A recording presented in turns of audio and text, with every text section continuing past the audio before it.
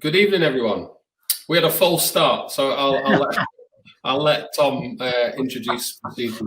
Yeah, we've already done this introduction like 2 minutes ago, so it feels really, really awkward doing it again because it's classic me. I thought I'd started the webinar when I hadn't. But basically, this is a free webinar. The title is Challenging Toxicity, How to Challenge and Resist Toxic School Cultures. And this is a topic that I'm really, I hate that word passionate because everyone uses it all the time, but it is a topic that I am genuinely passionate about and I think is really significant and important to really sort out this recruitment and retention crisis that we have. I just think it's vital to address this and to talk about it more.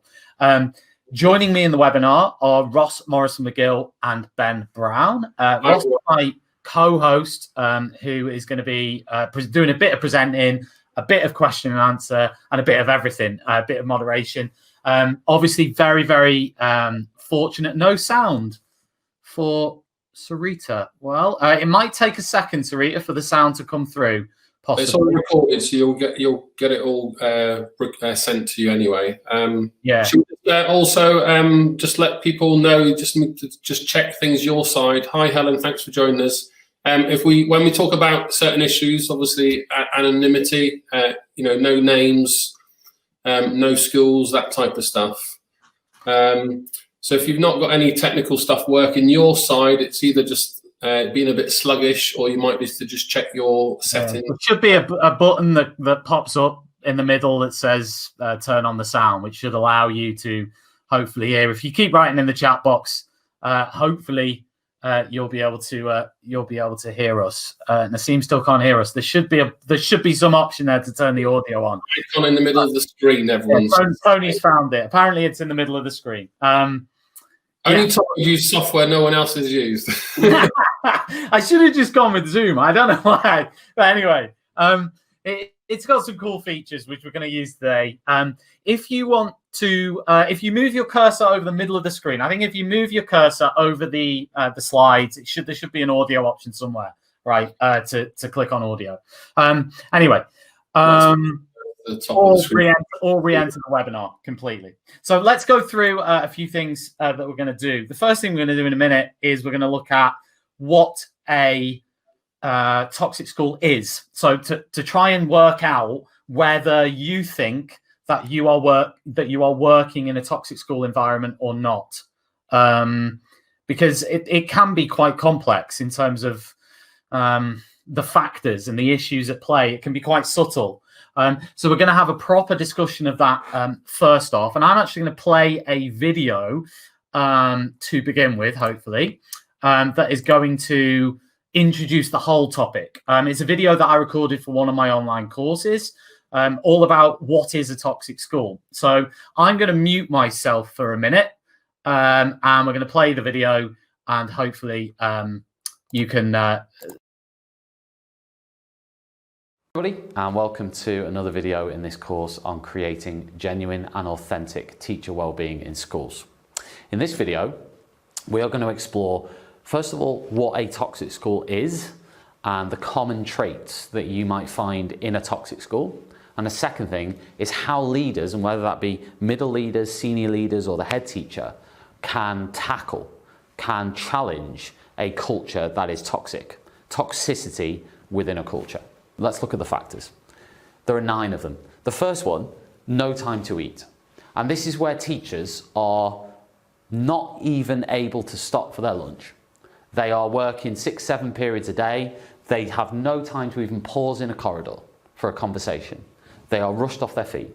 Every second of every day is tied up. They're even struggling to go to the toilet. This is a toxic school. Second one, no empathy, where middle leaders, senior leaders, head teachers are having difficult or challenging conversations with staff, and the members of staff who are participating in those conversations don't feel any level of understanding, don't feel any feeling from any leader within the organisation where they can say, this person understands me and what I'm going through and this issue that we're discussing. And that's not to say that difficult conversations don't have to happen, because they do, and difficult conversations are difficult conversations. But when there is no empathy, when there is no feeling, and when there is no emotional intelligence being demonstrated, that's where we have a problem. The third one, backstabbing and bullying. And this can take many, many forms, but bullying is continued and consistent targeting of a particular member of staff or individual. Now that could be for any particular reason, but often it can lead to a member of staff either burning out, leaving the school, quitting the organisation, etc., etc. And it can take many, many forms, which we'll come into later on. The fourth one, weekends spent worrying and working. This is so common for teachers to be working 70, 80, 90 hours a week. And one day a weekend can often be just taken up with work. A lot of it might not actually have an impact on student progress or attainment. A lot of it might just be stuff that teachers are being asked to do that has no relevance. And we're going to look again later on when we look at the solutions to these problems about being evidence informed, being research informed. So at least we have this basis where we can say this is why we're doing this. But a lot of teachers might spend the whole weekend worrying, not just working, but worrying, feeling that something bad's going to happen on Monday, first thing on Monday, and dreading it on Sunday night. And I mean dreading it to the point they might be trawling message boards about how to quit the profession. Now, not all schools are like that. They're not. Number 5, stressed children and adults. Where the adults in the building are stressed, the children will become stressed, because unhappy adults, stressed adults are going to project that onto those children into the classrooms, and suddenly the children are then becoming stressed. The children are becoming more worried about what they're doing, and that can often translate into exam stress for the students, because the teachers are constantly talking about exam results, because those exam results will link to their own performance related pay, and suddenly that whole culture becomes an exam factory, as we might call it, and the children are the ones who are going to experience a lot of stress on the back of that, as well as the adults. The 6th one, all accountability on the teachers. I've just alluded to this idea that teachers are wholly accountable for student results. It's very, very damaging. It puts a lot of pressure on the teachers to perform every single day and for every single lesson to be perfect. That's not teaching. 7th, constant checking. This idea that middle leaders, senior leaders, head teacher are going to be constantly in classrooms, not to look at the learning and not to look at teacher development, but to check, to scrutinise, to pick apart things, to find weaknesses. It's this negative, not positive checking all the time. Now, of course, every school is going to have minimum operating standards that teachers and students and staff need to adhere to so everybody is safe in the building, so things work in the building. But there is a big difference between that and something where learning walks, lesson observations, work scrutinies, and all these other accountability tools are being used excessively, where you might have, I've heard of schools where they might have a learning walk every week or twice a week, where you're being graded and scrutinised more than twice a week. It puts a huge amount of pressure on teachers and teaching professionals. Number 8, this idea that these buzzwords, these high frequency words that are being used, we need to raise standards. There are no excuses for students to underachieve. There are no excuses. But sometimes there might be a reason, not an excuse. But in a toxic school, the two of those might be one and the same. Reason, excuse, reason, excuse. They're the same thing. But that's just not true, because there are reasons and there are excuses, and these are two separate things. In a toxic school, they're the same thing. Number 9, fear of speaking out. In other professions, whether it be doctors, the police, whistleblowing is positively encouraged. Whistleblowers are an important part of the functionality of the profession within those professions. But in teaching, whistleblowing comes with huge costs. It might be that you lose your reference. It might be that you are castigated within the school and excluded. It could mean any number of things. It could mean difficulty with colleagues in the school, problems with other colleagues because you've whistleblown. Whistleblowers in teaching are not only not encouraged, but they're not protected either. So in a toxic school, there will be a real innate fear of speaking out. And when I say speaking out, I mean giving feedback. I mean saying, look, this is a problem. This is what we could do to solve it. That might be seen as a criticism. That might be seen as an attack on the organisation or the school, when it's not. It's just a professional being a professional. If you put all of these together into a melting pot, you have what I would call a toxic school environment. Now, it might be that you're a leader who works in one of these environments now. And you might be thinking, how can I change this now, tomorrow, next week? Or it might be that you're a leader who's just arrived into an organization and you want to find out whether the organization is like this. So this might just give you an idea, a few ideas of checkpoints or signs that you could look out for in that opening 90 days in the organization to find out, is it toxic? In the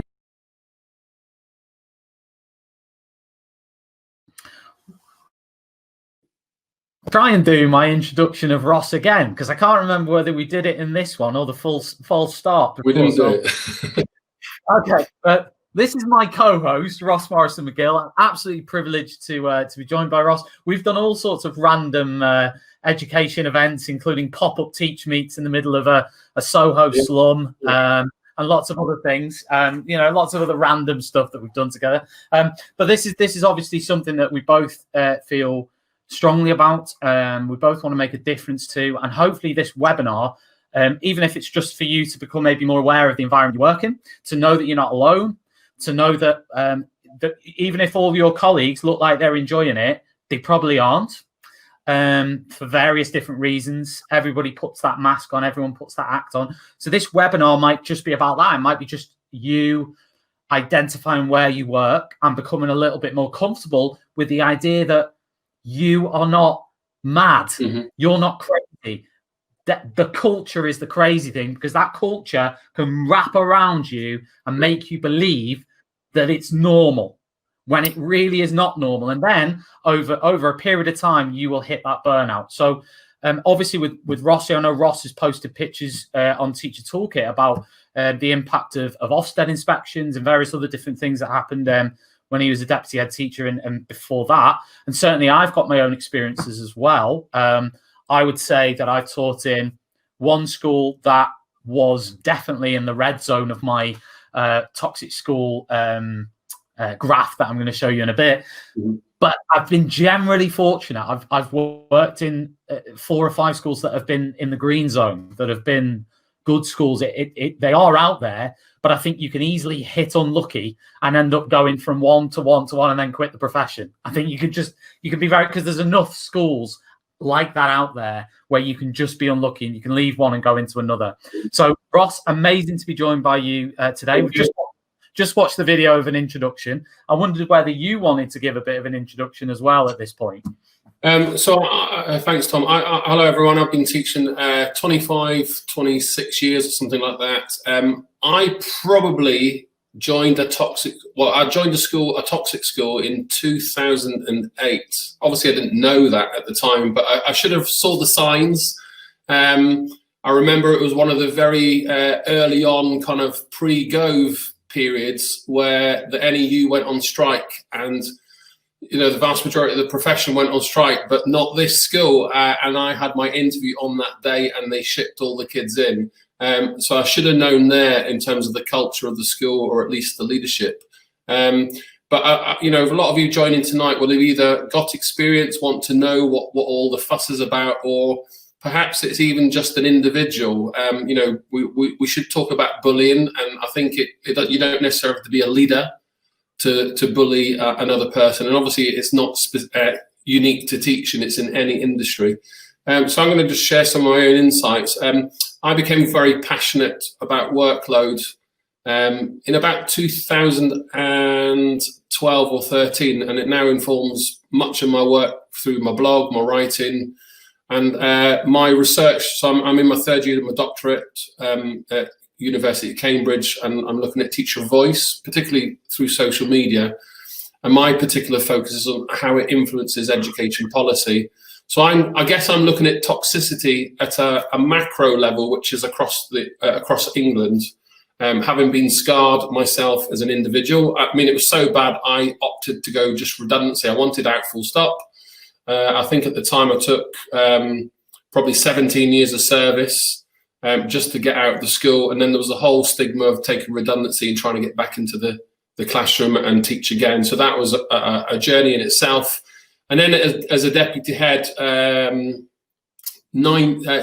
or 7 years later, more at a kind of system level, knowing a little bit more about my work with Teacher Toolkit, more across, I guess, the world, not just in England. In specific last 3 years, my heart is now with teachers and trying to make environments a safer place. I guess my final point is I believe teaching is a team sport. I don't think anybody can solve complex classroom problems on their own. All the ideas I'm going to share with you tonight, they're not mine. They're ideas I've learned from great colleagues I've worked alongside, and also those toxic people. I wouldn't necessarily say leaders, but people. And you kind of, I guess, you learn what you do and what you don't want to do as a person, as an educator in the system. And I guess my final question is, if you ask, the best question you can ever ask is, do you believe in meeting the needs of all pupils or just some? And in our education system, some people just believe in some kids and even themselves. So I'll leave it there. I've got plenty to share later. That's brilliant, Ross. I'm going to actually start by we've obviously watched that video, but there's a quote that I picked out earlier on from a guy called Roy Lubbett, who basically I'm using in the following 3 or 4 slides I'm going to share with you. I'm using a lot of his work from 2004, where he outlines how to challenge toxicity if perhaps your leader or manager is demonstrating toxic traits. And one of the things he says at the very end of this report, toxic managers are a fact of life in organizations. Some managers are toxic most of the time. Most managers are toxic some of the time. And I think we have to be clear and honest in saying that anyone, even a really good leader with really good intentions, can perhaps demonstrate a toxic trait at a particular time, mistake, or they're not feeling particularly good about things. That can happen. I don't think it's as simple as toxic, not toxic, for that, and that's it. People can be toxic at different times, and it's the same with the school. Things are quite nuanced, and things aren't necessarily always black and white. This is the grid, and actually I've put this in the handout section within the webinar. So on your dashboard there's a tab that says handouts, and I'm going to share this now so you can actually get it and download it if you want. But essentially it's a wheel that I've designed which just helps you to perhaps think about whether you are in one of these environments or not.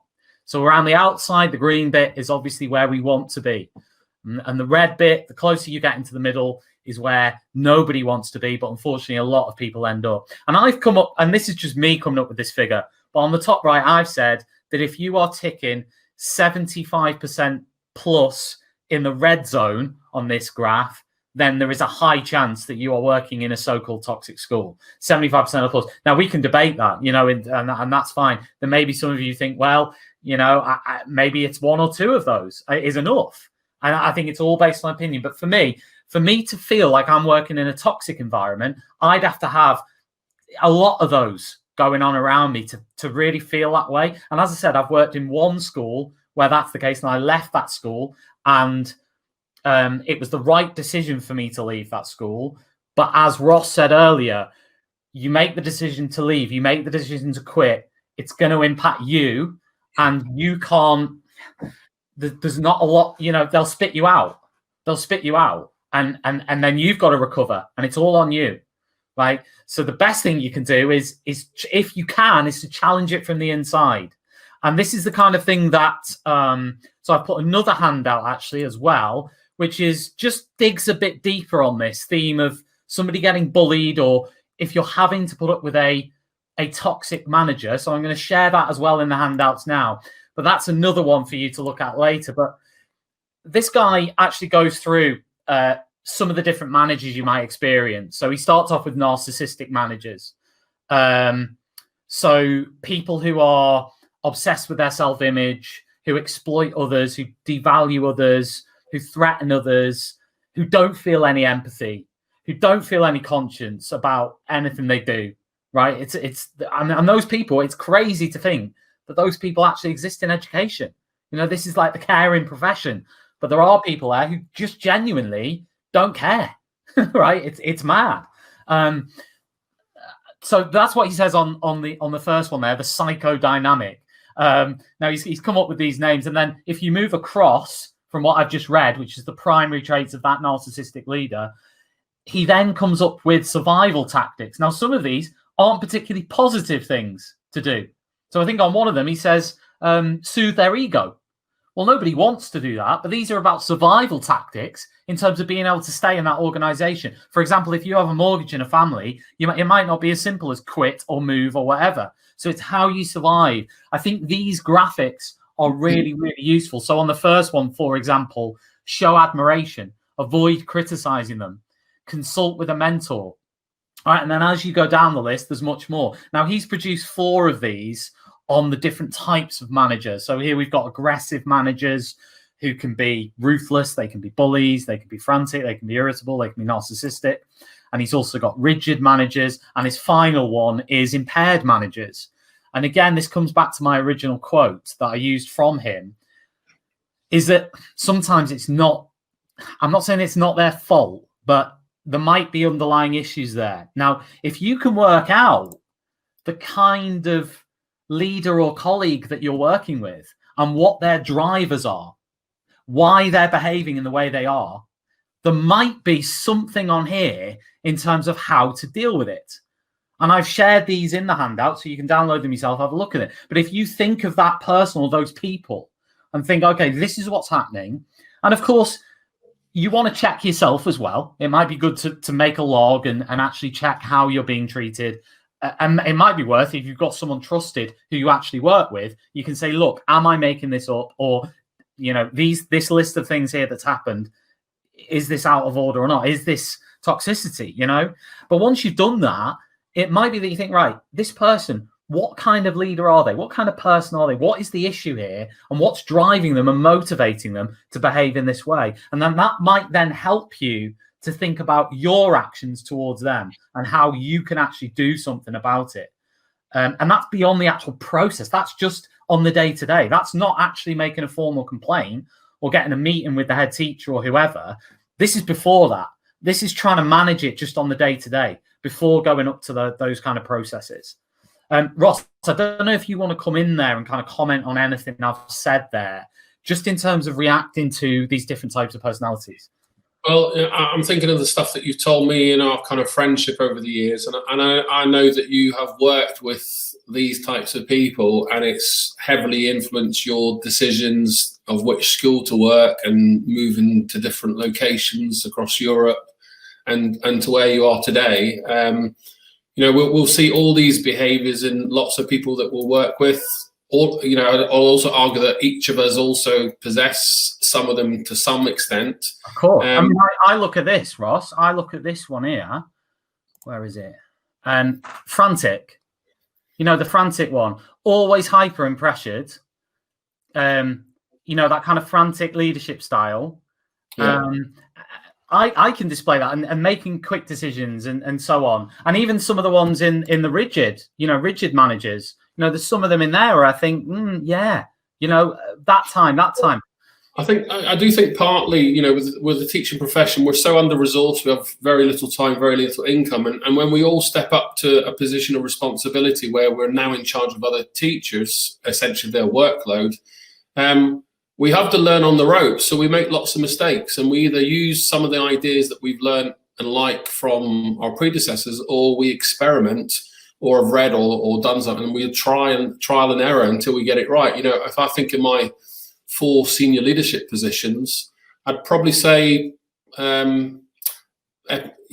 experience 3 and 4 were probably my strongest. But it's not to say you weren't putting in the effort in those earlier situations. It's just you had less experience. The challenge for us all is, without having too much collateral damage along the way. I was far from the perfect leader. I made loads of mistakes. It's just about being very humble and being able to acknowledge it and apologize and show that empathy which great leaders have. So, I've got a few things I'd like to share, Tom, if that's all right. I've got yeah, absolutely. I'm going to hand over to you now for the next little bit. I've got a little presentation. I'm not going to go through it all, and Tom can tell me to pipe down, 20 minutes in or so. But the first part is just going to share some of my research, Then the second part, I'll give you some solutions. So maybe kind of a break in the middle, and then I'll give you some strategies that you can all use when you're job hunting or when you're working with other people, difficult conversations, or something that I'm quite fascinated about is cognitive dissonance, cognitive bias, how we think and how we behave. So Tom, if you pop my slides up, that would be very well done in this new piece of software that I'm now learning.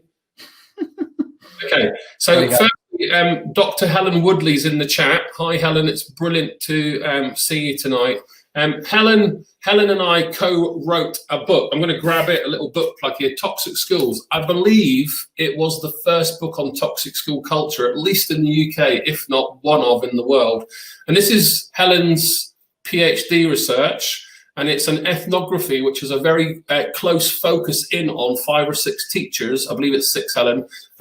So Helen's going to probably come in the chat box and correct me. But these are the 8 characteristics. I mean, we can actually, if you want to, we can actually bring Helen in. If she wants to, she can raise her hand, but she might not want to.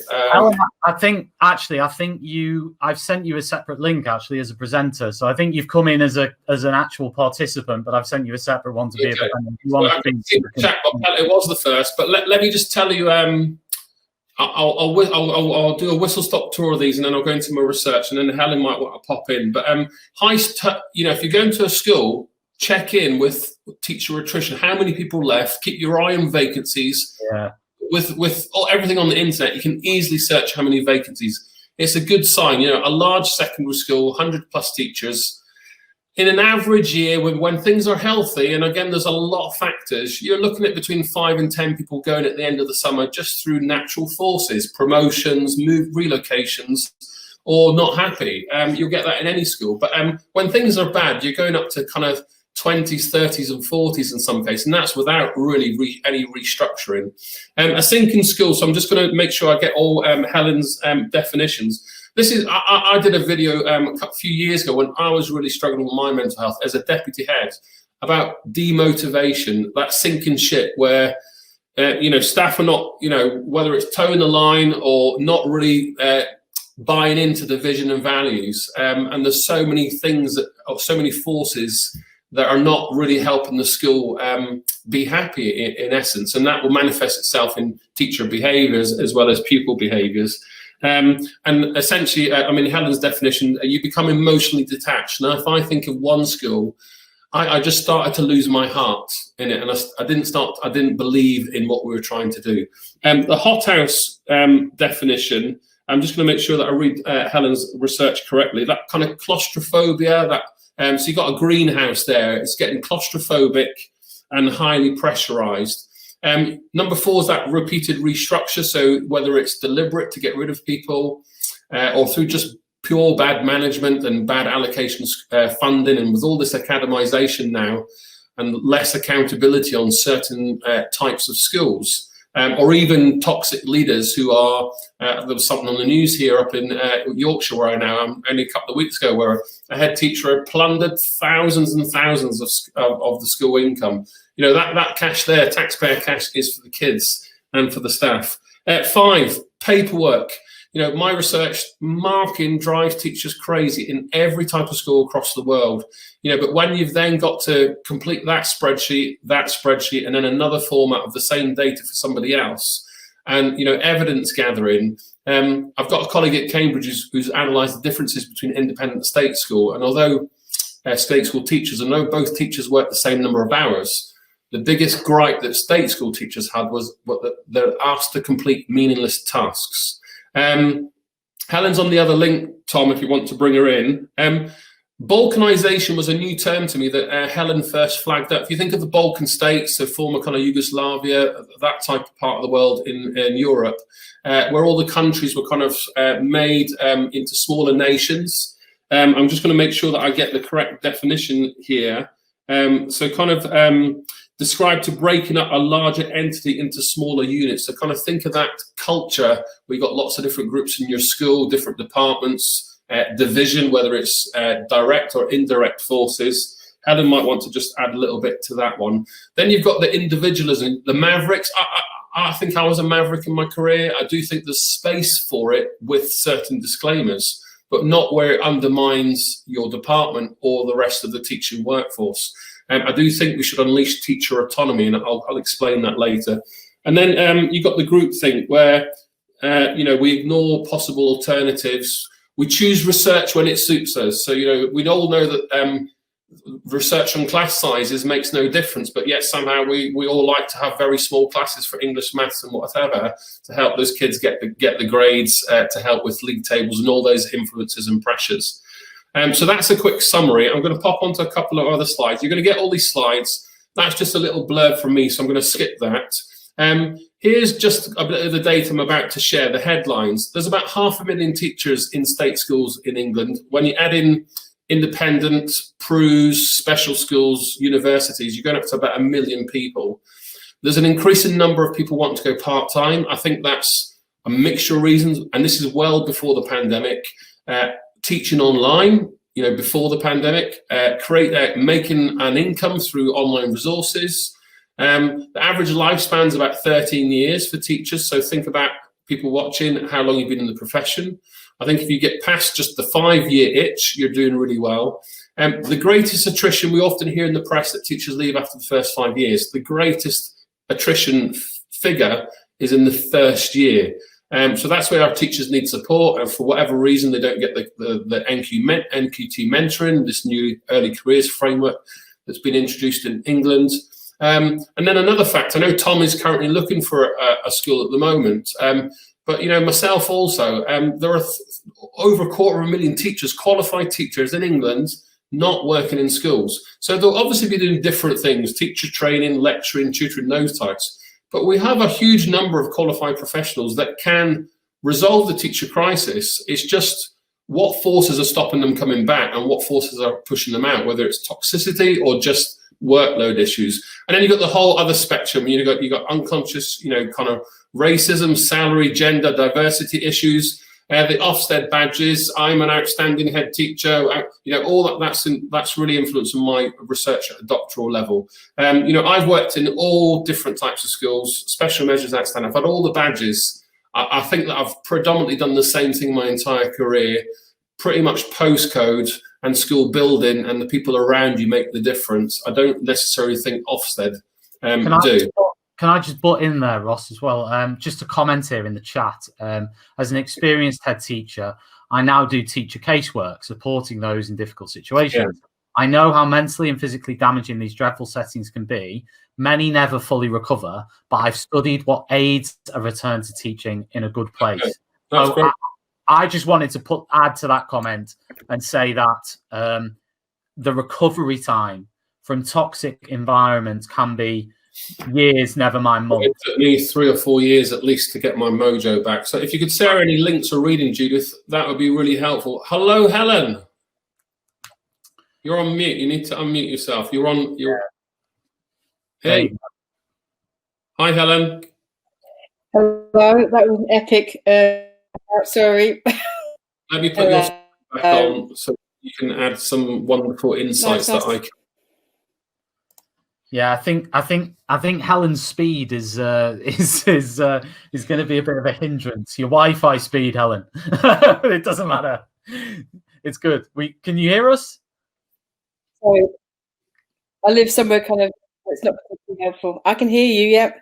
Yeah. No problem. Carry on, Ross, and then Helen can maybe nip in with audio. Maybe go audio, Helen, because it might speed it up if you take. While we've got you, could you maybe explain number 6 on the screen a little bit more for my benefit as well as everyone else's? No, I think put a thumb up if you're okay. You might want to just maybe, if you turn your video off, you might get a bit more speed, perhaps. Try that.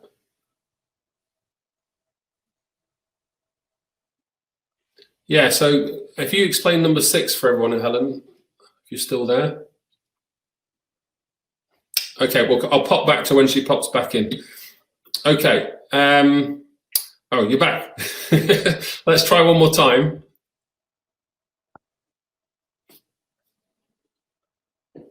You there, Helen? Could you explain number 6 on the screen for everyone? Sorry,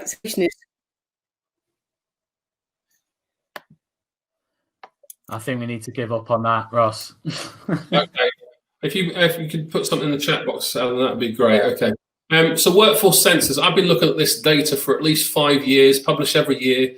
So the last data published in June for the year of data before, and actually post or during the pandemic, there's been more teacher applications than ever before. If you look across the top line, right on the edge, I kind of made 21, 22 years in the classroom, 46% attrition rate.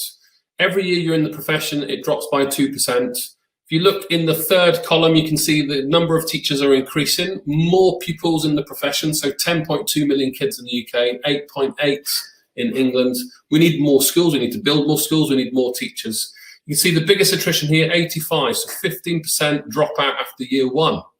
Then we got down to 78, and then it starts to kind of filter out. So the biggest attrition happens there. In the media and the politicians, they'll tell you teachers leaving the first 5 years. Even some of our education organisations regurgitate this myth. But actually it doesn't sound great to the public if we tell teachers that leave very early on. And of course, this is NQTs, not necessarily toxic schools, but it's just something to be aware of. Teacher workload. I know all of you are working in the term time weeks, 45 to 55 hours per week at least. During the pandemic, that would have gone through the roof.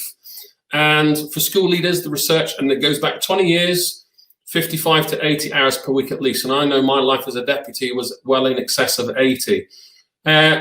Education Policy Institute published this last year. You can see here, and lots of research now to suggest teachers are working fewer hours. And this was before the pandemic, I'll just stress to be clear.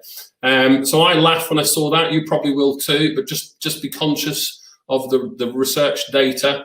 Why teachers leave, workload, time and time again, is the #1 issue. I've put there Ofsted pressure because that's my interest.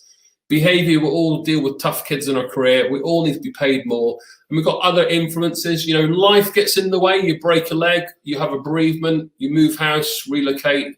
All sorts of things influence our decision to stay in the profession. Often raising a family and the costs and things like that are also quite big influences. Nikki Morgan, if you're watching in England, Education Secretary of State. We've had 5 in the last 6 years. I've been to more schools than all of them put together. This is Nikki Morgan's research workload challenge. 44,000 teachers responded to this. You see the #1 gripe was entering data onto management information systems. You know, 6 assessment points a year. Marking was the second biggest issue. And I've highlighted meetings. Are your meetings worth it? Do you love turning up to them after a 5-period day? Are you just kept busy right up until the last minute of the meeting and then given a huge to-do list and expected to return some of the items the very next day? I suspect so. Are your staff meetings a great professional development opportunity? Do you have a voice? Try stand-up meetings, they go quicker. Obviously COVID aside, but try walkabout meetings. They're good for your mental health. This is the workload data in the last 3 years. So there's a comparison here between 2016 and 19. If you look in the bottom right-hand side first, just to kind of steer your eyes from this slide, it's very detailed. The biggest shifts in school policies have been marking, data, lesson plans, behaviour and appraisal. Now, if you steer your eyes to the top left, you'll see marking, the dark blue, 23% of teachers said, we've looked at our marking assessment policy and it's reduced workload, but 25% said it's made things worse. 35% it's made assessment worse in the school. 33% it's made behaviour worse. 22% appraisal seems to be tougher to get a pay rise, etc., etc. So really, really interesting data here. I'm going to try and get through all this. Teacher Tap, a great little app for your phone, 3 questions a day if you've not seen it. If you work in a primary or secondary, more disadvantaged school, you're more likely that your school leadership will decide to mark once a week and tell you to mark with the purple pen of progress compared to other types of schools.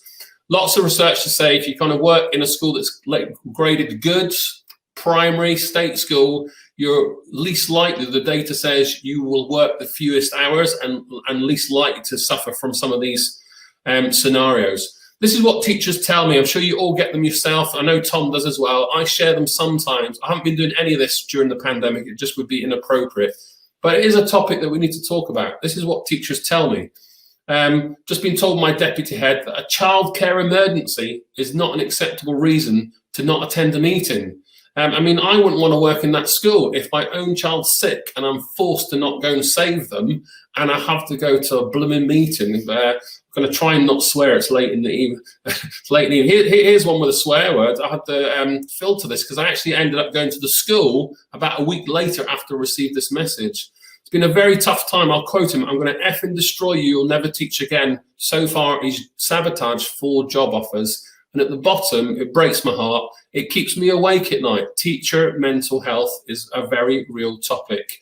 Lesson plans, detailed lesson plans, absolute nonsense. Incoming academy chain, thought my lesson was unchallenging after 10 minutes. Absolutely nonsense. Okay, I'm going to carry on from an incoming mat replaced by another trust and a Mockstead. Ofsted are crystal clear. Mocksteads, utter waste of time, drive teacher workload. From a senior teacher, special measures, head teachers gone, chair of governors, close to meltdown. I'm going to the GP for the first time on Monday. You know, since I've been looking at toxic schools and workload, I've been gathering all this information for a number of years now. There's another one, an NQT getting told off for taking the wrong turn on a coach trip. I mean, for goodness sake, talk about pushing brilliant young new teachers in the profession out of the classroom early.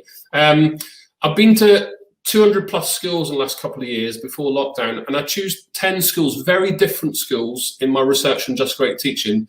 And I wanted to go outside my own bias, you know, grammar schools, academies, primary, different parts of the country, and some data from Northern Ireland. And I collected 10,000 bits of data. So Tom, you've got a couple of polls I want you to just publish with people. Yeah. If you could publish the one about head teachers first, what I'd like to ask everybody is, what areas do you think head teachers told me they found challenging the most? So if you just put in your choices, I think you might be able to choose 2 or 3. And they can put multiple choices. So we just put a couple of suggestions in, and then Tom will report back on the results. I'll just show you one more slide. And then if you put the other survey up, Tom, about what teachers said. Yeah. So these are the 10 schools. Now, on the right-hand side, everyone, these are all the 10 areas of school life. In fact, I'll just let you do that survey first. So I'll ask Tom to share the results in a second. These are all the areas of school life that all schools deal with. Okay, I've left funding aside, but all these schools on the left, we had a little bit of a fisty fight behind the scenes, a nice fisty fight, to say, well, we do this thing really well. Can we talk about it and share our research in your book? So these schools, let me just show you this map again. This is where they're located. Someone might be close to you. They're more than happy, obviously COVID context, to welcome you and share their ideas. But this is what the head teachers told me. This is what their strengths were: managing people mental health, managing the curriculum, managing teaching and learn. That was their forte. Where head teachers struggled, managing people health. So although they're confident, it's a struggle. Limited resources, funding, no counsellors, no psychotherapists. Managing teacher well-being. Tom, it's okay to go home. Don't worry about your books. Don't worry about the observation tomorrow, etc., etc. And then this whole explosion with research. Teachers should be curious about research, but their main job is to mark, plan, teach. Yes, let's get immersed with research, but I don't have time to do it. It's behind a paywall. It's expensive. I don't have time to filter it. It says these things, but I need to translate it into my own school, and it then influences confidence. This is head teachers. Teachers, hallelujah, said teaching and learning and lesson planning was their biggest strength. Marking, planning, teaching is a teacher's main business. Where teachers are challenged or struggle with confidence is managing their own mental health. How do you know if you're struggling if you've got no kind of signals in school, even non-verbal signals such as a poster or a phone number to help you get help? Can you go to your head teacher and say, look, I'm having a really bad day. Can I come in an hour later in the morning? The happier schools offer these things. Managing kids' mental health, you know, rather than making people redundant, increasing class sizes, more kids, more vulnerable needs, more kids with learning needs going to our state schools, which is great, but it comes at a challenge for teachers if we have limited resources. Crowded curriculum, reduced budgets, increasing PISA rankings. We're doing something right. If I was Mr. Nick Gibb or Gavin Williamson, it's great for a statistical model for managing education on a shoestring, particularly if we want to get a world-class education. It's not possible. So this is what I think I've seen on my travels, folks, in one slide. And this is what I'm going to cut in a minute, because I want to know what we're going to do about it. Right, I want to know, so I'm going to fire a few things at you and say, right. I've got loads of slides with ideas at the end, so I'll pause for a second. But everyone on the slide, this is what I've seen. On the left-hand slide, you've got that toxic school culture. I would argue that all schools are either on the left or on the right. Sometimes you get individuals on the sides, and then happier schools or happier professionals like you joining this webinar in your own time are trying to stay in the middle, and it's a challenge. One last point, I think all schools need to have accountability, that hymn sheet, clarity, to then unleash autonomy. And schools chase consistency. It's not achievable. You can't get all 10, 20, 100 teachers doing the same thing. Instead, we should seek coherence and clarity. I'll get off my high horse now. So Tom, fire some questions. And there's the cultural plan that I've seen, how schools unlock teacher potential. Bring teachers together in weekly conversations to talk about teaching and learning. I want to work in a school where I can showcase my car crash lesson and everyone helps solve complex problems. Teaching's a team sport. You can't do it on your own. I want to bring my books that aren't marked to a marking marketplace and talk about it, rather than Tom always brings his shiny books. Look at Tom, be like Tom. Look at Tom's lesson, be like Tom. It doesn't work. And we all know schools that collaborate, happier places, tend to perform better. You would struggle to find any research on teacher well-being 8 or 9 years ago. Now it's in abundance, and it's clear teacher well-being, mental health unlocks performance. How we define that, obviously politicians and CEOs will define that by exams, but now we're in an era with potentially 2 years without any exams and league tables. We have an interesting window of opportunity. Agreed. I was just going to reflect back on your thing about meetings, and in my head, I'm thinking about people who are here in the webinar who, again, want to challenge toxicity. And one way that I thought of, which I think can be really, really powerful and helpful, is if you're in a departmental meeting or a whole school meeting, you are on social media, you have access to blogs, you have access to information, you have access to ideas. So pick the ideas from the blogs and the resources that you think are progressive, if you like, or are the ideal of what you want your school to look like, and start sharing, start going up to your line manager and saying, can I share an idea I've got in a meeting? Is that okay? Because I want to share it. And when you share it, just by sharing it, you're actually challenging perhaps the pervading culture, but it's not you saying it. You're saying, here's the research. It's Ross McGill's resource. It's happy schools give a platform for everyone. There's no hiding place for Ross, who's taught 30 years. He has to share publicly. If it's not one size fits all, because as we know, one size fits one person, we have a corridor of 10 or 20 classrooms with little breakout sessions so safe conversation can take place. And those NQTs who don't have that confidence can talk and share ideas without fear of being shot down. And then slowly, the right school leaders will nurture these voices as well as hold people to account behind the scenes. So this autonomy starts to appear in regular CPD sessions where everybody comes to share. So those kind of teach meet models that you'll see, that speed dating CPD idea I advocated a number of years ago, to get teachers together to talk about teaching, really is a great way to break down all this kind of backdoor conversation culture, which sometimes can destroy lots of work taking place. I've got a whole string of ideas I want to share. I'm conscious of time, Tom, so can I ping them through very quickly? Yeah. I'll send everyone these slides. Tips for visiting a new school. Now, obviously COVID, and you might be doing this remotely, but you need to get really into the details of the website. Do the vision and values live out, not just on paper, but on the corridors? What do the corridors sound like? When I was a deputy head, when I first taught the school, I asked to go around with the site manager, and I wanted to see behind every door. I wanted to know how to turn the fire alarm on, fire alarm off. If I was last in the building, first in, you need to, and obviously context, new teacher, head of department, things will be different. And if you're a teacher without those responsibilities, then you won't be allowed to go into the HR office, look at someone's file. But you need to ask all these questions. And I know it will be a confidence issue for some. Active listening, I'll talk about that shortly. Google reviews, does anyone ever check their school's Google reviews? You'll be interested in how few people don't, or scour YouTube to see what kids are saying about your school. Key questions I would ask: how many teachers leave your school on an annual basis? What's your CPD policy? What CPD am I entitled to? Would you support me to do MAs? Those type of things. What is your marking policy? If it's got a number on it, I would stay well away from that school. No research whatsoever, total waste of time, driving teacher workload. And then school priorities. There's 3 types of power. I'm going to cut in again, just to read a comment. Yes. This is brilliant. I wish I'd had this 18 months ago in a very toxic school.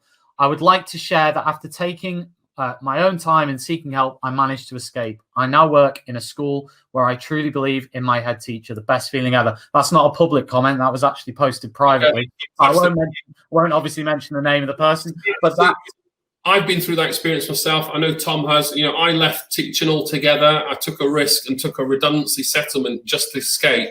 Yeah. It took me maybe 6 weeks I was missing it, so I was desperate to get back in, but I'd planned to take 3 months out.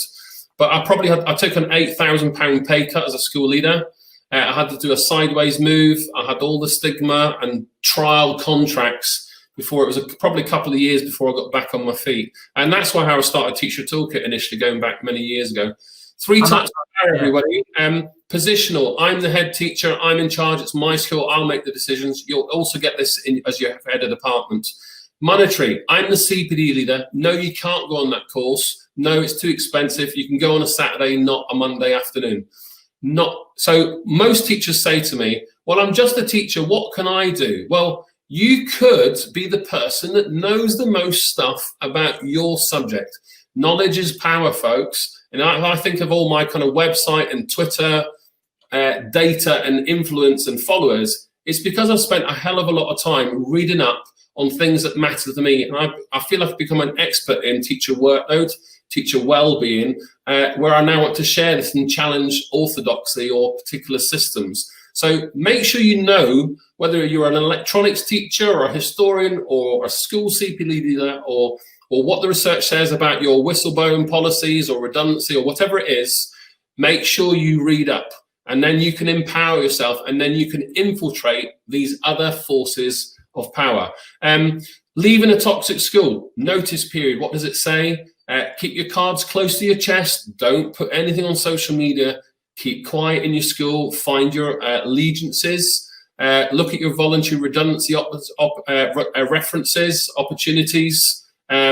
Involve your union from start to finish, and you'll get a mixed reputation. Pretty much boils down to the individual and the region. So if you're not happy, move to another union. Would be my top tip.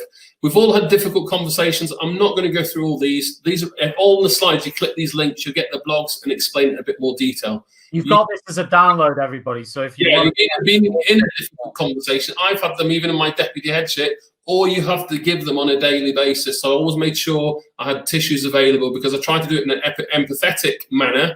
The issue is it's the shock, or you kind of sow the seed that's going to happen, and then the reality that people have to deal with something. A whole spectrum of things. Just to add in there, Ross, if you go back to that slide just briefly, is that you can also be in a situation where the toxicity can be below the top, but the top is not willing to challenge or take action against the toxicity. They're not willing to have the difficult conversations, which means that you're pretty stuck because you're actually being bombarded with the toxicity, and the people that you need to go to actually do something won't do anything. They don't want to. They don't want to have the difficult conversations. They don't want to have those critical things. Yeah. You've got to have, again, you talked about that pre-research phase. And sometimes you're just going to get unlucky, aren't you? Let's be honest. You're just going to get unlucky. But if you can find out about basically the guts behind the leadership, is that leadership going to be willing to put their neck on the line against an individual or a group who are causing toxicity or not? And again, what kind of questions could we ask in our interview or in our school visit that might give us a bit of an inclination towards that? It might not be a direct question of, you know, how have you dealt with stuff in the past? It doesn't have to be that. It could be something much more soft and subtle, but it's how you find out in advance. You know, what kind of leaders are you going to be working for? Do they have that desire to deal with stuff? And you mentioned earlier, Ross, your history. My history, I've walked out of 2 jobs without a job to go to. One of the schools was fully in the red zone of toxicity. The other one had certain toxic traits, especially around workload. But on both occasions, I've walked out without a job to go to. It's been really, really tough. It's been tough. And the last year, I've come out of a school without a job to go to. I've done 2 temporary contracts. I'm looking for another one now. And it's tough, right? But there are ways, there are things that I could have done probably in advance of joining that school to maybe avoid it, or at least be able to see certain things if I'd have thought about it and if I'd have really thought deeply. But sometimes I've been in a good school, you see, prior to that, and in Spain, and I thought, you know what, it's okay. You know, it's like you get into that false sense of security, which is always why I say, if you're in a position where you're comfortable and you feel maybe a bit bored and you feel maybe a bit under-challenged, well, that's a hell of a lot better than being in a toxic hellhole where you're being bullied or where you're every single day is hell. And it says something that you actually are willing to leave with no job to go to. It kind of shows you how bad the state of affairs are. Couple more things to finish. This little book called The Decision Book, what I love about it is one page is 200 or 300 words. On the right-hand side, you get a lovely graphic. This is a consequence model. It's great for decision making. And, you know, if you're caught off guard for a corridor conversation, a difficult conversation, or the amount of times someone would pop into my office and say, Ross, what do you think about X? The best strategy I can give you is, rather than say, you know, don't know, or you don't get, you know, sometimes just say, look, let me find out, I'll get back to you, but specify a time. And then make sure you do. Sometimes that helps reduce anxiety in others and also in yourself. So it's probably a good way to manage conversations. How to spot bullying. Do you work with an arsehole? Excuse my language, but that's the title of a book I read a couple of years ago. And these are the 10 on here. You might recognize all these bullying behaviors. One thing it mentions is before you diagnose yourself with depression or low self-esteem, just look around you and see if you work with arseholes. And I think it's a nice little tip. So there's a blog there that you can read for a little bit more. Cognitive dissonance. Tom, your teaching is under par. Head teacher says, I'm not paid to teach, you do it. That's cognitive dissonance. And if you're not familiar with the term, cognitive is thinking, dissonance, disagreement. And that would be a behavior you might see in an office conversation. Whereas if you're going to work with a school leader that's invested in you, Tom, you're teaching under par, but I understand why the pressure's ABC. When I taught, I tried 1, 2, 3. That's more likely to be a consistent way of leadership, being empathetic, listening, supportive, and in that autonomous culture. So again, that's another great idea in there. And then on the blog, folks, if you click that link on the slides, 15 cognitive biases. I won't go through them all. But I mean, one there, you know, with most of us on social media, number 5, at the top right-hand side, availability heuristic. That's a classic. Or Ross said we should do this on Twitter. Let's all do it. That's a good sign of bias. So you've got to be very conscious that you're joining me and Tom here, and we're saying all these wonderful ideas, but you need to just check that they're suitable for you. Context matters. That's my top tip. Feedback, whether it's with kids or other teachers. Great webinar, Tom and Ross, but, well, we're only going to remember the criticism. It's not going to make us be better. Of course, we all needed a bit of a compliment. It's good for our mental health. We're working with younger or newer teachers, I shouldn't say younger, newer teachers in the profession. Sometimes they need direction, advice, and same to, when we're line managing people. But all of us are going to improve when we frame our feedback as suggestions. Have you thought about A? What do you think would happen if you tried 1 instead of 2? It's more likely to elicit improvement and I don't know what the word I'm looking for, accountability in myself rather than you telling me what to do.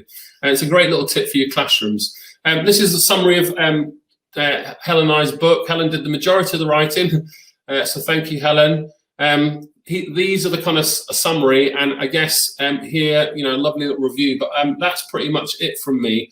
I will finish with, I was back to slide 1, I suppose, while Tom interjects, just the kind of 8 characteristics, everybody. I'll send you all these slides. Oh, gone too far. I should have just gone forward. It's hard. I don't dispute it. And if you don't have that confidence, or your circumstances, your salary, your family surroundings, you can get some real bullies out there. It's not easy. And sometimes you'll have to, I'm not saying you should, but we all will suffer in silence for a period. And it's about finding someone, finding some allegiances. I think with the birth of social media in the last 10 years, we can all get on Twitter and Instagram and build up our own little networks and get feedback from people outside of our schools. And I think that's what makes it a great platform for teachers to come together.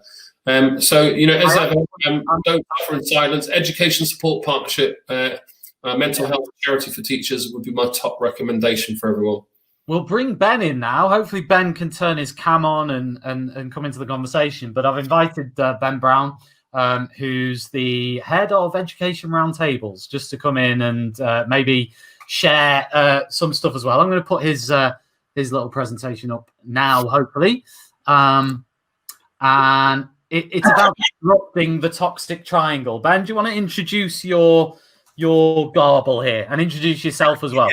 Yeah. I've just been sat there listening to you and Ross, actually, and it's sort of like you've covered so much of some of the sort of things I would talk about. So I'm going to tweak mine ever so slightly, but it should still make sense. Plus, it means we might get back some time. What I'll do then is I'll introduce the toxic triangle. But before I do, I think it's just worth saying a little bit about myself, if you don't mind. So my story, I was a teacher for 16, 17 years. I worked in a number of schools. I did a lot of supply because I loved it. I love going to different schools, getting to know different places. And I found a school that I really, really liked working in, and they liked me, got a job, was very, very happy there. It was a challenging school. New head came in, turned it upside down. My face didn't fit, so I opted to leave. I was made fairly miserable, but at that time, I just thought, you know what? There's other jobs. I can go back onto supply. I can do that. Fine, I was off. Did loads more supply again. Absolutely loved it. Found another school that was, I think this fits me. So started working there. And I was really happy there for quite a long time. But over time, the sort of mood and the feeling changed. But I didn't notice, shall we say. I didn't notice until I got the opportunity to become deputy head there. And I became the deputy head. And I'd always thrown myself into stuff, worked really hard. And I just thought that was part of it. And I think that's because you get wrapped up in the culture. Everyone talks quite a lot about, I don't notice what's going on. And you don't, because if you're quite often in a school, you throw yourself in and you're in teaching because you give a shit, if you pardon my French, but you care a lot. That's why you do it. So you will do virtually anything a lot of the time if you can see that what you're doing has an impact on the kids, and you will go over and above. And if you think you're heading in the right direction and you buy into the vision, you'll commit 100% to it. It wasn't until I got became the deputy head of the school that I suddenly realised quite how bad it was. And that opened up my eyes massively. Part of the issue was the threat of Ofsted. And I think I'm going to talk a little bit about that when we come into, when I talk about the toxic triangle, sort of threats from the outside. It can have a massive effect on people. And I went to the point where I was deputy and teaching, and I was doing 90 hours a week, and I was basically flat out exhausted. And because I was so tired, I would probably say I wasn't doing my job, either job, as well as I possibly could. Yeah, I was making mistakes. But I'd have conversations with the head, and there is no way. You can't give up the classroom. Like you said, Ben, to be fair, and I said this earlier, didn't I, at the beginning, is it's not about being perfect. It's about your intentions. To me, that's key. We can talk about toxicity all we want. Anyone can make a mistake and anyone can exhibit a behavior at a particular time that is toxic. But what are your general intentions and what are your general behaviors? And that, to me, is the difference. So what you're describing there sounds to me like just being a human being. you know. Well, yeah. I mean, people, if there's anyone here that knows me, they know that I always try and lift spirits and change heart. And that's part of my problem, I think, because I was trying to lift everybody else up as we were going through, and you can't do it. I then became ill, and I was totally unsupported. And eventually, I just put in more and more hours. And then over the summer, I was just getting bombarded with emails. I had 2 weeks where I didn't look at my emails. When I opened up my email box, there was increasingly angry and irritated emails that I basically, because I wasn't working over the summer holiday and there was so much to do and we had Ofsted and there was all this stuff to do and why wasn't I pulling my weight? So from that moment, when I went back in the September, by October, I'd had a breakdown. I was gone. I was flat. I'm feeling it again. And this is 3 years ago. So I walked out, and you talked a lot about recovery time, and I still haven't recovered. Even before, I mean, the school's a fair distance away, but we drive along a road to go near it, and I still get that feeling of I just want to pull over and throw up. Yeah, which is absolutely ridiculous in some ways. It's like you get PTSD. And I know the thing is, though, I know that my story isn't that unusual, but people don't speak up about it. And I mean, that's how I met you, wasn't it? Through it was a Brew Ed. Yeah. You did yours, and I think I cracked up then as well. Yeah, it's tough, and I've been there twice. I've been there certainly once in recent history, and I should be clear, it's not in either of the schools I've recently worked in the UK. To be clear about this, in case people are saying, "Well, what was the UK school?" It wasn't a UK school, okay. And the school I worked in Spain was fantastic. Just to be clear, so people can work out what they will. But what it was a very, very, very, very difficult thing, and like you say, you can be spat out. You can feel like you've been spat out, and you can feel like everyone else is fine apart from you. Everyone else is cracked on, and you're left with nothing, and you're left devastated. And like you say, it is a form of PTSD. It is, because you're struggling to sleep. You've lost your confidence. You've lost your ability to say, you know what, this is what I enjoyed in the first place. This is what I was doing in the first place. All those things go and they just fall away. And you're like, what the hell am I doing? Like, I've lost everything. And that's going from, and that can happen quickly. You know, you can be in a good school. You can be in a good school. You can be confident. You can have, I mean, from my experience, I've been in 2 schools where I can honestly say, you know, the kids, the staff, the community, I was fitting in really well. The kids loved me, and I was really well settled, and I moved. And sometimes we move for the wrong reasons. We move because of ambition. We move because of perception that we're bored. We move because of all these different factors that are not.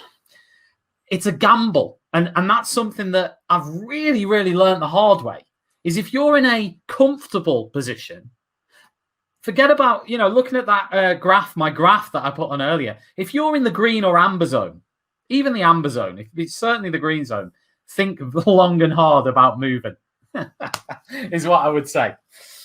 Yeah, I would definitely agree with that. If you're in the right place, enjoy it. Pick your moments of when you're going to leave and when you're going to go for it. They do say you're supposed to regret the opportunities you don't take, but make sure it's a well-researched opportunity, because that's what you've got to do. You've really got to look at what you're getting yourself into. And I should have known better for when I was going into, because I took the deputy head role from somebody who was a full-time deputy. Yeah. And all of a sudden I'm doing the same job in half the time. Yeah. If I'd have thought about it hard, I would have gone, yeah, no. that should have been the biggest red flag to me, to walk away or stay where I was, certainly, because I was fine where I was. So what I'm going to do is I'm going to look a little bit at the idea of a toxic triangle, and Ross has actually covered quite a lot of the stuff within here. But what you can see is this is how they sort of work. So you've got your toxic leaders, those people at the top who often, and those are the traits there that Ross has talked. So you've got they're autocratic, they're narcissistic, they're manipulative, they intimidate, they're overly competitive, they're discriminatory, and you'll see various groups of those traits. Ross has covered a lot of that, so I'm not going to go into that into too much detail. The other part of it is the conducive environment. So the environment in which you're working actually encourages toxicity. Now, some of that is external. So when you've got pressures like Ofsted's looming, and we're an RI school, or Ofsted's looming and we want to keep good, or Ofsted's looming and we've got to get to outstanding to compete with the school down the road, whatever it is. But there's often that perceived threat going on there. And some people respond to those very, very differently. They might have, and that's when the worst in people can come out. They exhibit those questionable values and standards. They will cheat in SATs. They will do things that they shouldn't do. I mean, I've heard stories of heads sitting there filling in parent response forms for their school before an Ofsted's due to come, just so that they get the data looking right. There's often a disconnect between the governance and the school. And I think that's a huge thing. There is no oversight of what their head's doing. And I think that's an absolute massive problem. And there's a hell of a lot of instability as well. And you'll see that's when you talk about your staff turnover and everything else. There was huge staff turnover in the school I was in, and a lot of NQTs were coming in, doing a year, and then disappearing again. And going off and everything else.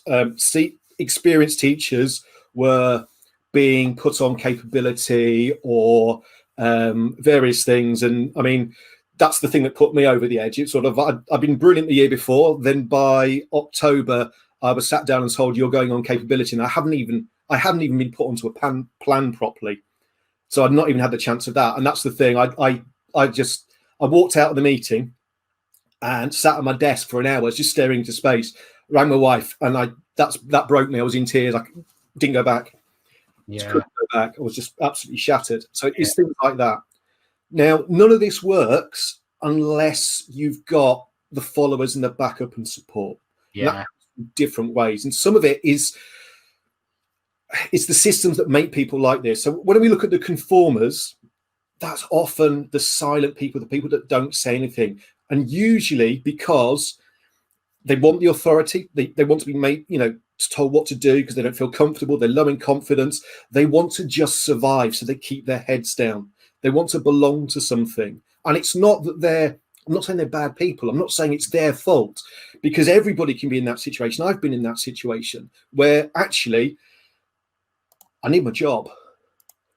I've got a mortgage to pay. I need to stay where I am. So I'm just going to conform to survive and live. And then you've got the others who are the colluders, those people who are ambitious and they will imitate the behaviors. And these are the ones that could go on to become toxic leaders themselves, because they learn those really, really bad habits. They're quite happy to stand on you to get to the top. So this is the sort of things you're dealing with. And Ross, I think, has covered this extremely well. So I'm not going to go into too much about that. Now, what I'm going to look at is actually, I do a lot of work now. I work with head teachers and schools, particularly about having conversations. And I think Ross again talked about this. It's about having those conversations about what are you finding challenging, how are you solving these problems, and it's all about that development of self through being open and honest and sharing things to really, really move forward. And I do a lot of that with teachers and things as well. But that all comes down to, and it has to be built on trust. I've taken this equation, the trust equation. So everybody in any relationship, we have a trust quotient. How much do we trust this person? How much can we trust them? And a lot of this based is about how credible they are. So credibility is about what they say. Okay. Do they have expertise in the topic? Do you trust what they're saying about something? You've then got the reliability, which is about the actions you take. So do we deliver what we say when we say we're going to do it? Are we going to turn up? Can we be relied on to do the right things? The next one then is intimacy.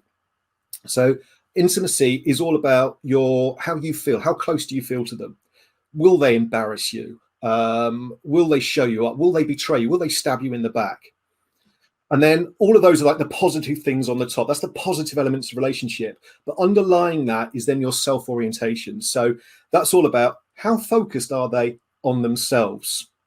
So the more self-oriented people are, essentially the less trustworthy they are.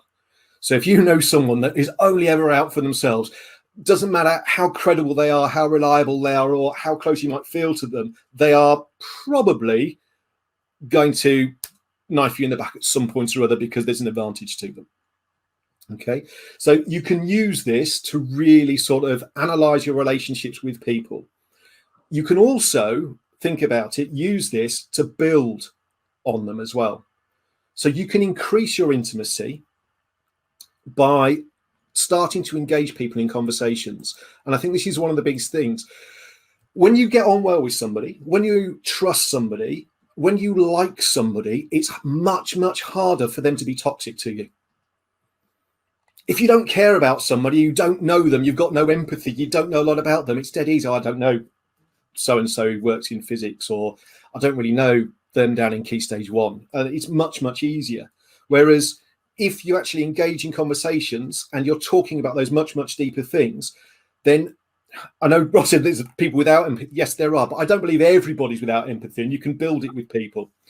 So if you're just having conversations about work, sport, the weather, you're not really engaging with them. If you talk a little bit about how the kids, what did you do at the weekend, you're starting to get there. But again, it's a very superficial relationship. There's no element of trust there. You're not in a position to build relationships which then can change things like leadership. It can change the environment. It can change the stuff around you. You need to be actually going out there and having conversations that then, where you're talking about the attitudes, the motivations, you start to get into what beliefs and what people value. Once you know that, you will truly know them. You can start to predict how they're going to behave. You can see what's going on. You get a better understanding of people around you. So I know it's hard though, isn't it? It is hard, particularly because you've got to be vulnerable. Yeah. Now, the reason I pick up on this is because I had time in people that you might not want to as well, potentially. Yes. Yeah. So you've got to pick who you're going to have these conversations with, I think, as well. You've got to think about, why am I having this conversation with them? How's it going to benefit both of us as well? Because quite often people aren't going to engage in you unless they can see a benefit for themselves, particularly if you're in an environment where it's quite toxic already. Yeah. But it's important to have these conversations, even though it does risk you being vulnerable, which is why I talked about the trust. Try and identify those self-oriented people. It's not necessarily them you're going to be having the conversation with. Yeah. You can build up a support network by getting to know people. As I said, I had two very, very good friends. When I left the school, walked out, no one got in touch. It's almost like, breakdown. It's mental health. It's toxic. We'll catch it. Just down the phone. I had two really close friends, and they made a point of getting in touch. And the reason we got in touch is because we shared beliefs, we shared values, because we'd have these conversations. And it was those two people that actually got me to leave the house after 6 months, when I couldn't even face leaving the house. The first two people that got me to go and have a coffee out in the centre of town. So you need these people around you. Even if it goes tits up, you've got that support network there. And I think that's a massive important thing. The other thing about it is you can actually change some of the toxicity. I don't think every leader goes out of their day and says, do you know what, today I'm going to be a complete bastard towards absolutely everybody in my school. I think a lot of toxicity results because of the outside pressures.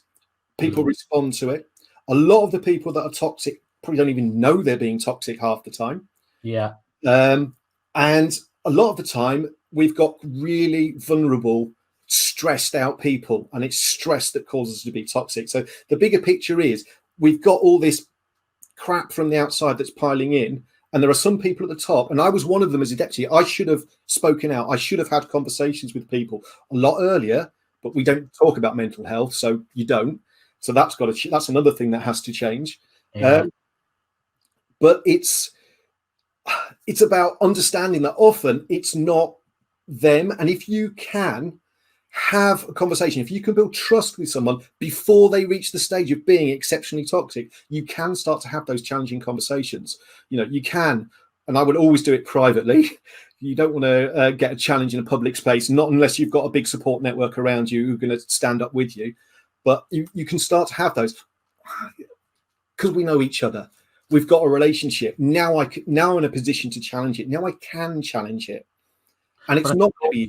I read earlier in the research I was reading about I think there's two. There's one that's like environmental toxicity, which can be changed or altered. And then there's stuff that's just like, not genetic. I think genetic's the wrong word, but it's like people from, trauma and stuff like that has altered them in a way that, that it's just there. Yeah. But obviously, I would say I agree with you. Most they don't realize they're doing it, and it can't. And with that in mind, if that awareness is there, then maybe there is a chance to change it. Yeah, I'm not saying it will work with everybody. Yeah, it's not easy. It's not easy. It's not easy for the person to probably change it either.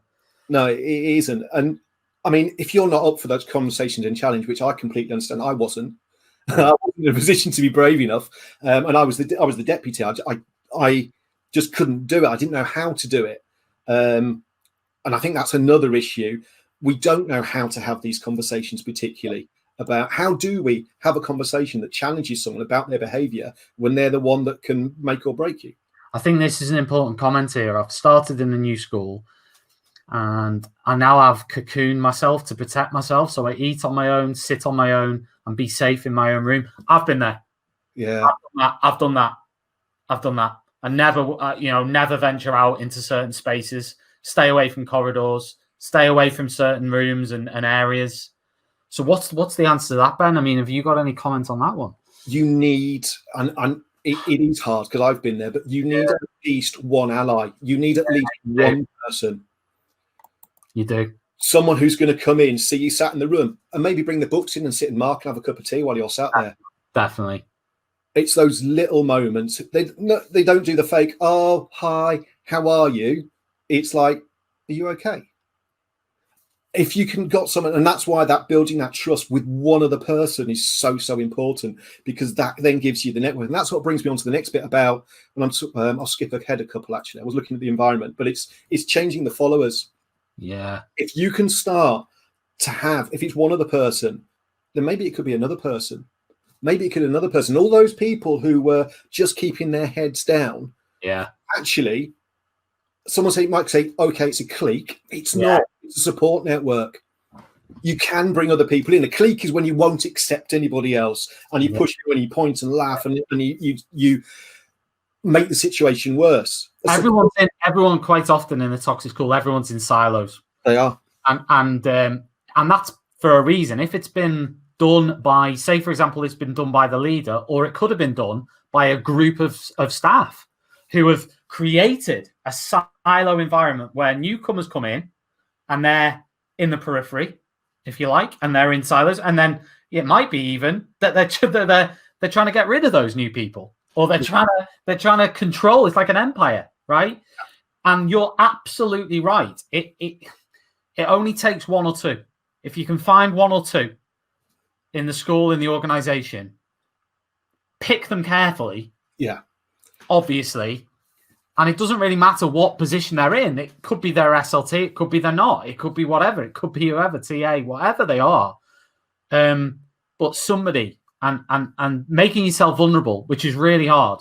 But if you've done a bit of, I say research, if you've looked at the people and you said, right, out of all the people here, that's one that I might be able to, at least I can trust them. I might not get on with them. I might not have anything in common with them, but at least I can trust them. And they're not going to, if I say something to them, they're not going to go straight off to Joe Blogs and say it and relay it and then use it against you or whatever. Just one person, because the other option to that is just to silo yourself, which, you might protect yourself in some ways. And as I said, I've done that. I've done that in a school, and there is an element of protection there, self-preservation. But in the longer term, not going to get anywhere.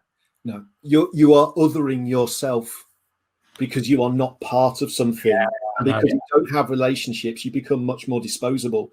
The Definitely. SLT, when I talk about get to know the leaders, make those connections, they will find it harder to be toxic towards you. And it's not easy. And I don't know particularly there is a right or a good way of doing it. Which is why I talked about the trust. It's you've got to sort of be willing to observe, go out and look at people, and actually do it as a calculation. Write it down as numbers. Rate them on 1 to 10 on different things, and just be aware that the more self-oriented they are, the more selfish they are, the less trustworthy they are. So I think that's your key indicator. When they have conversations, what do they talk about? Are they talking about me, what I did, what I'm going to do? Or do they talk about people around them? Do they talk about what we can do? And do they include people? Because those sorts of conversations will give you clues and insights, as long as it's not a stand-up speech that someone's giving, because they will write down to make sure we include. Speeches are planned. It's the everyday conversations you have that give the true insights into people. What was I going to say? The other thing, the environment. Yeah, the environment is an interesting one, and it is hard because there are so many external pressures on schools. You are fighting lots of different things, and that's the way it gets put across to schools. Schools are constantly fighting and fearing, whether it's exam results, whether it's Ofsted, whether it could even be the community. There's issues in the community, like they had in Birmingham, where you've got all of a sudden you've got people protesting outside your school. It could be that there's poor relationships in the community, and you're having to deal with. There is always an outside threat that puts pressure on and brings stress into the environment. That's really, really hard to change.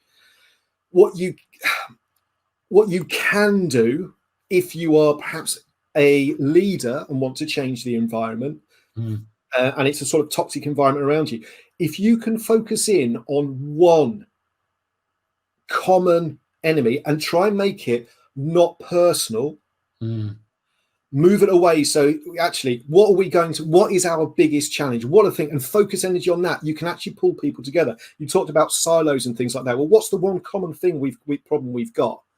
Is it behavior? Is it attendance? Is it marking? What is the big deal? And put everybody in towards that. You can actually align people a little bit more, and it can calm things down. But if you've got threats coming from all directions, people run around like headless chickens. Yeah, it's a nightmare. It's a nightmare. And as we've talked about, it's how many people. If you're in a small organization and 90% of the people are toxic, right? If not more, or at least, let's say, running along with the toxicity, then you, at the end of the day, again, it then comes down to whoever the top person is, and it's their leadership style. Are they going to be authoritative enough, or use that authoritarian leadership style, if you like, to come in and go, well, we're going to do this. This is happening, right? I've got a question, Ben. Your story was really heartbreaking, and I recall probably 2 moments in my teaching career where I had that kind of tear moment. What advice would you give to yourself if you went, God forbid, you went through that moment again, in terms of seeking advice or help or spotting the signs? And I know you've kind of captured all that, but what would be your kind of key message to people listening if they were going through that? My thing was, because I'd moved up into leadership and I wasn't at the top of deputy, I felt as though I didn't have anyone to speak to. Right. And that was my biggest mistake. Yeah, I should have, because I did have good relationships with people.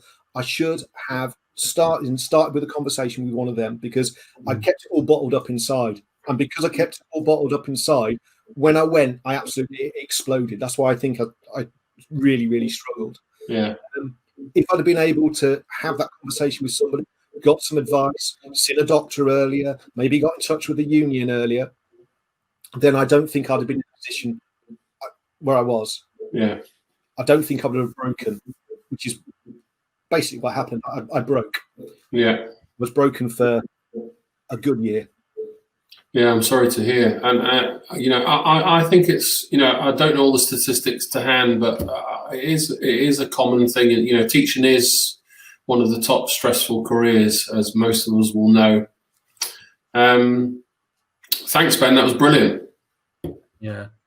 I'm just going to last thing though. Done then? Or is that your last thing? One last thing is don't be afraid to leave. Yeah. And I think that's we stay in really crap places because we are worried about things. But at the end of the day, you can make money again at some point. You can't get your mental health back as easily. Yeah, massively. I mean, it could be you're looking at your CV and you're going, well, what about my CV? I've done that. And in the end, by doing that and holding on to that, I probably put myself in a worse position because I held on for longer than I should. I should have actually gone, stuff my CV. My mental health and well-being is 100% more important than this. And I could have probably saved myself 6 months of mental strain and as you say, that kind of PTSD effect. But as teachers, you mentioned this earlier, it was a really good point. We care and we want to say yes to everything. And we don't want to, I don't know, there's just a weird thing about it, isn't it? It's our own holding on to our own pride, probably, or something. But it's a mixture, maybe. And wanting to succeed. Quitting is associated with failure. But actually, the bravest thing you can sometimes do is go, what do I want? I'm doing it. And I've done that twice. I've left 2 jobs without a job to go to. And that was not intentional. My first school, I was there for 5 years. I had a good time with it, right? I wouldn't have predicted that I was going to do that, but it was the right thing to do, and it sounds like it was for you as well. Yeah, and I should have gone sooner. I'd probably still be teaching if I'd have gone sooner because I loved teaching, loved being in the classroom. Yeah, exactly. That's what's sad about it is there's so many people like this who are not like Ross said. I think Ross said 200. How many was it, Ross? The people who are qualified that aren't teaching. 250,000. It's like major numbers, isn't it? There's 3 of us here. Yeah. Okay, so we need to plough on, Tom. Yeah. Mal? And stuff. Thank you, Ben. That was amazing. You're welcome. Thank you very much for having me. Cheers, Ben. Cheers, mate. Is Mal there? Hopefully Mal can join us. Maybe. She's there. She is there. She's there. We've been doing very bad timekeeping tonight. But it's an important topic, and we've still got 60 odd people watching, and it's recorded. Yeah, Mal, you might need to re-enter, or maybe your camera will appear in a second. We'll see. If you can't, then we can always record your snippet. Oh, you are appearing. Here we go. It's happening. Hey, we can't see you yet. We can hear you. I don't know why. It worked earlier. Got a camera on it, so I don't know whether you can try turning your camera on the top. Maybe we can hear you. No, I don't know what that's about. But we can hear you. You can hear me. Okay. Yeah. And we were. I was only inviting you on, really, Mel, just to finish off the webinar, really, to round up. I know you've been listening for the last 40 minutes, 45 minutes, or whatever. To ask you what what are the toxic experiences that you've had or you're aware of, and how would you suggest people deal with them? Right. So I've worked in schools for 20 years as a teacher, and the last 10 years were as SLT. And I have to say the first 10 years I was very fortunate. I had no toxicity. I mean, there was a school where my face didn't fit, but that's fair enough. It just wasn't for me. Well, I wasn't for them, I should say. And once I realised that, I moved on, and actually it was the best move I ever made. So, and I think that happens, but I wouldn't say it was full-on toxic. My very last school, however, where I was assistant principal, within a few weeks of me being there, we got an Ofsted report saying that we were in special measures. And the head teacher, we had 4 different head teachers that year. And the first one hired me. The second one loved me and was earmarking me for all kinds of things. And I was like, oh, okay. And then the third one almost broke me.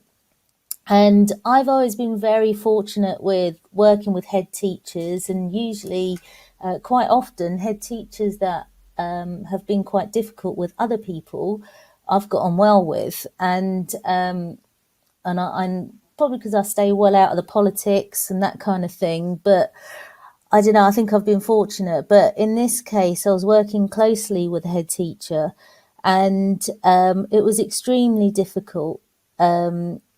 I mean, I don't really know how to explain it, because PTSD is the word that springs to mind. I recently did a mental health first aider course, and I was like, oh my God, that was me after leaving this school. To give you an example, in my first pregnancy, I was at another school where I was there for 8 years across a multi-academy trust. And the CEO was amazing. They were so good to me. They sat me down, had a meeting, did a risk assessment, went through duties and gave me a sit-down duty somewhere, just one. They moved my classroom to downstairs on the ground floor. If the CEO saw me after 4:30, he'd tell me to go home. You know, they were just fantastic. And I kept going till I was 38 weeks, and then it was Christmas.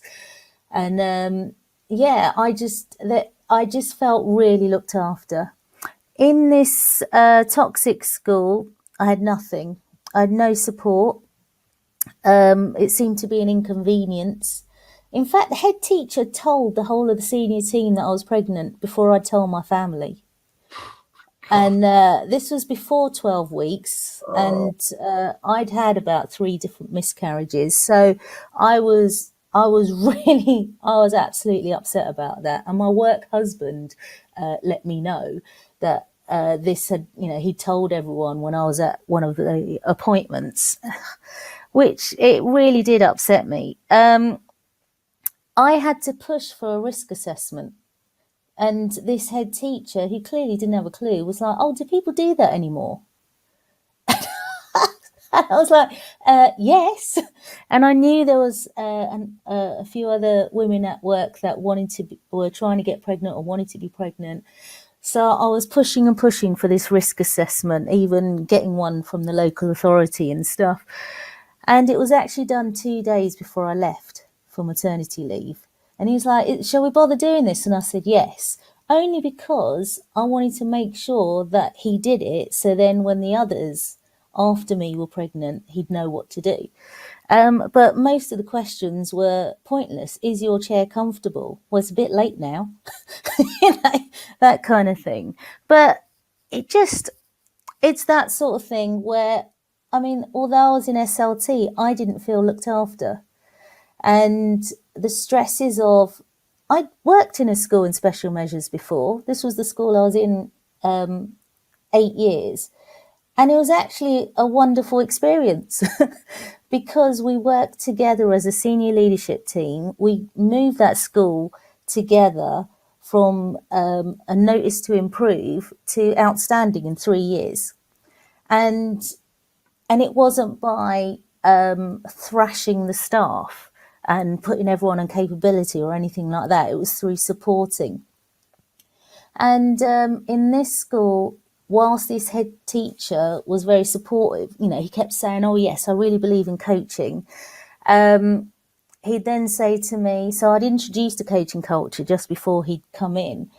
And he'd say to me, right, I want you to, basically, he described a big brother attitude towards observations, spot checks, going in. And I mean, this is a staff that had been quite fraught for many years and had it up to their eyeballs in stress. And I said, no, I'm not doing it. I refuse to do it. And he's like, well, no, this coaching malarkey is not going to work. And I said, I thought you supported this. And so we kind of had a discussion, quite a strong discussion about it. And Tom, you know me well, I can be quite forceful in my opinions. And wow, I was going to say, I could actually get you back on here because I can just click on you here and just refresh your browser. So okay. it should just enter you straight back in, and then you Okay. can hopefully enable your camera. We'll see if it works, because I want to hear what Ross has to say about everything you've just said while we're waiting for you to come back. Ross. Unmuting yourself. All these things sound very familiar in my experience. You know, when you've been in the profession over 3 decades, you know, the Equality Act is still relatively new, 2010, and yet many organisations, never mind schools, still breach some of those things on a daily basis. You can kind of see it through CVs for one. I'm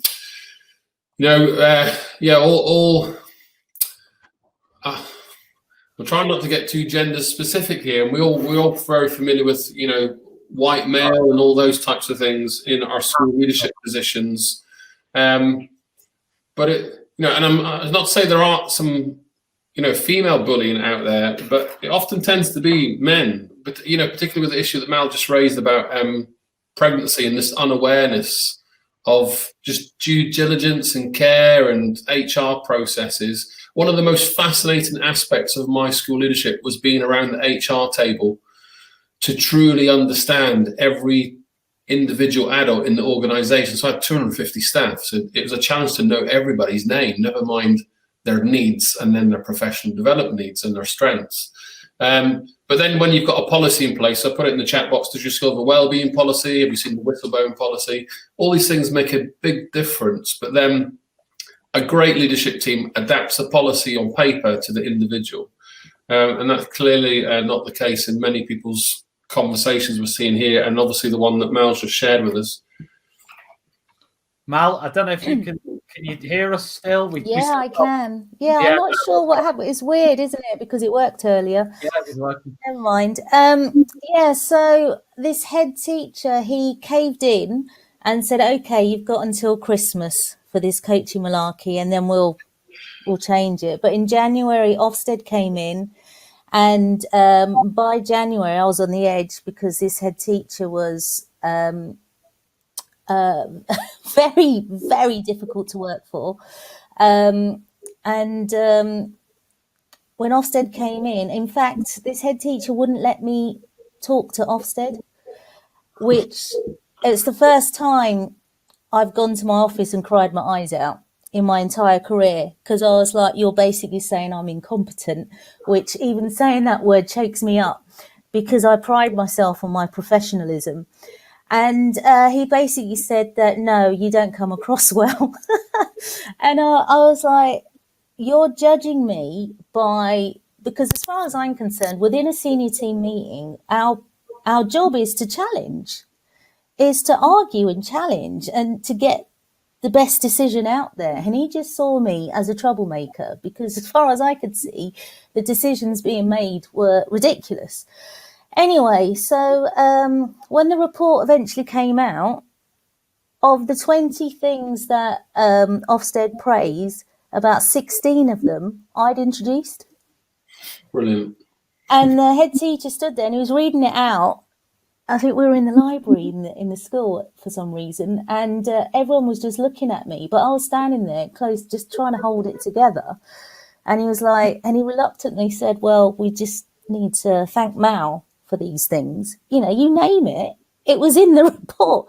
But in the report, it said this new head teacher was amazing because he'd introduced it. And he didn't want me to do it. You know, so it's that kind of thing. But like, I think it's the ambition thing. I think people come into teaching now. It's like it is like a business to them, and there's that like ruthless thing, like that ambition to climb up so fast, and just it doesn't matter. I'm just gonna roll over. Mal, can you tell us? People can see that a mile off, though, can't they? Yeah. You know. Can you tell us some of the things that you've learned that you now do to support other schools and school teachers today, or leaders? Yeah, I mean, part of the reason why I went into consultancy myself is because, I mean, I was very successful as a senior leader, and in terms of in that special measures school, I was able to, where you'd say there was about 80 members of staff, the majority would push against any new policy that would come along. But I'd introduce policies, but I'd do it in such a way that people would be behind it. And so I thought, well, people don't know how to do this. People don't know, they lack humanity in leadership. That's what they lack. They don't understand how to be human and a leader. They don't know how to be empathetic. They say things like, well, I did it, why can't they do it? And you're like, well, you're different, everybody's different. And it's interesting because adults will make those allowances for children, but they won't make those allowances for other adults. And so a lot of what I do as a consultant is I do training in assertive leadership courses and coaching skills, and that is all about being empathetic, developing your emotional intelligence and regulating your emotions, because quite often when people are stressed, they don't know how to deal with their emotions and it all comes flying out and somebody gets the brunt of it and there's no apologies. And so it leads to this toxic atmosphere. And it's like Ben was saying earlier, that many people don't realize they're being toxic. I mean, what kind of insights and stories do you have on your travels, in terms of toxicity, I suppose? Well, I'll give you an example. I walked into the photocopying room and the reprographics lady, lovely lady, was crying her eyes out. And I was like, oh my God, are you okay? What's going on? And then she just moved her computer screen and said, look at this. And it was an email from the vice principal in capital letters, in red, bold, exclamation marks all over it. So it feels like somebody's coming out your screen and slapping you across the face as you're reading it. And she basically reduced the lady to tears, because the lady just basically asked us all, can you make sure you fill in something that we'd all agreed that we do? But she was like, I haven't got time for this, and just rah down on this email. And this had happened to quite a number of staff. So I brought it up in an SLT meeting, saying that this is causing issues with the staff and their relationships with us. It's causing them and us. We need to think about the tone in emails. And this lady, this vice principal, said there's no such thing as tone in emails. And I was like, do you read? Tell that to Shakespeare. There's no tone in writing. Like, what? Yeah, on the flip side, what are some of the amazing things that you've seen taking place in, I guess, the opposite of toxic schools, where things turn around, particularly the schools where you've seen toxicity and then it turns around? Well, I mean, that's like that school I said where I was there for 8 years. When I walked in, it was quite a toxic school. It was very much them and us in terms of senior leadership and everyone else. And but the staff within the humanities faculty liked me, and it was my first assistant principal role. And they'd be there going, oh, they've done this and they've done that. And one day I just piped up, that's me as well. And they're like, oh, no, but you're all right. And I was like, no, I'm senior leader as well. So I'm part of that collective responsibility. So if you're slagging them off, you're slagging me off. And they were like, oh, kind of thing. But what I'd see is other members of the senior team coming out and saying, oh, they've decided this. And I'm like, it's not they, it's us. We have decided this. And you see that with middle leaders as well in many schools, where they go, oh, they've decided this, so we have to do this kind of thing. And so staff get their back up straight away. Whereas if they walk in saying, okay, we need to do this and we need to do that, it's a very different thing, isn't it? So it's the toxicity is being fed down, and it can either go from middle up or middle down or top down. It can go from all angles. I think one of the comments here is that I worry how empathy is seen as a weakness. It's one of the comments. Yeah, and I agree with Ben there. Anonymous surveys, if they become part and parcel of school leadership, they can really give you some meat on the bones for leadership team and some eye-opening moments around the table. But you know, it all starts at leadership. You know, although we said there are a few things you can happen in pockets of school life, it's, you know, leadership, culture, it drives school improvement. I was gonna just see if I could find a book. There's a book called The Alliance Way. It's written by Dr. Tina Owen Moore, in a school called The Alliance Way in Milwaukee. And actually, it's all her PhD research about bullying, particularly in kids. But what I found fascinating with her when I interviewed her for my podcast was she said something that's resonated with me ever since is when, and Mal, you'll associate this, when people have coaching conversations or simple teaching and learning conversations regularly, frequently, and that dialogue, the quote was, when people take time to understand one another, there is less opportunity to do harm.